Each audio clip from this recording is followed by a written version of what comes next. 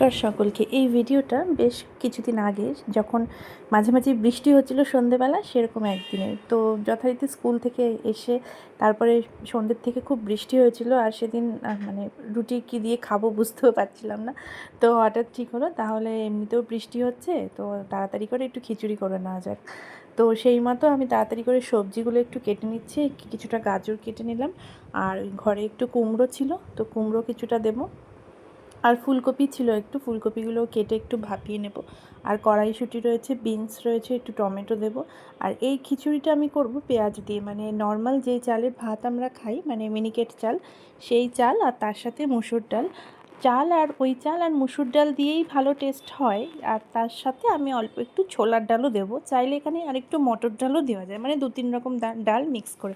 ছোলার ডাল অল্প আগে ভিজিয়ে রেখেছিলাম, আর চাল আর মসুর ডালটা তখনই ধুয়ে আর কি রাখা হয়েছে। তো ওই পেঁয়াজগুলো একটু কেটে নিলাম, আর সামান্য একটু ওই 2-3 কোয়া মতো রসুন আর একটু আদা গ্রেট করে নেবো। আর এই হচ্ছে আমার সবজি, আর সব রকম সবজি দেবো। ঘরে যা যা সবজি ছিল সেই সব কিছুই।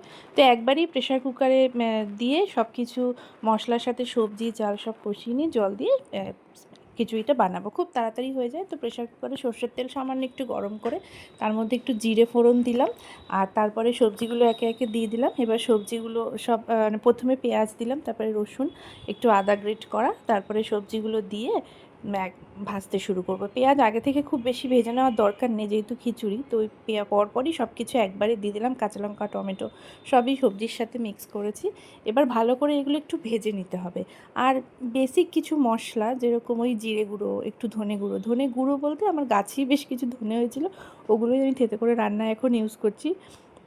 তো সেরকম, আর সামান্য একটু মিট মশলা আমি দিয়েছিলাম, আর নুন হলুদ স্বাদ মতো সব কিছু দিয়ে ভালো করে এই যে ভাজা ভাজা করে নিচ্ছি। এর মধ্যে ওই চাল ডালটাও মিশিয়ে দিয়েছি, ভালো করে ভাজা ভাজা করে নিয়ে তারপরে এর মধ্যে জল দিয়ে ওই 1-2 সিটি দিলেই হয়ে যাবে, কিন্তু আমাদের খিচুড়ি রেডি। আর ওপর থেকে এটা হয়ে যাওয়ার পর ওপর থেকে সামান্য একটু ঘি ছড়িয়ে দেবো, তাহলে আরও ফ্লেভারটা ভালো আসবে। তো খিচুড়ি এর মধ্যেই তো আমি সব রকম সবজি দিয়েছি, তো আলাদা করে আর কোনো কিছু তরকারি কিছু করলাম না, কারণ রাত্রিবেলা এটা খাওয়া হবে এবং যত তাড়াতাড়ি সম্ভব। তো এর সাথে খাওয়ার জন্য একটু পাঁপড় ভেজে নিয়েছিলাম। এই যে আমাদের হয়ে গেছে, সিটি পড়ে গেছে, আমি নেড়েচেড়ে দেখছি, ভালোই হয়েছে খিচুড়িটা খেতে, এবং সার্ভ করে দেওয়া হয়েছে।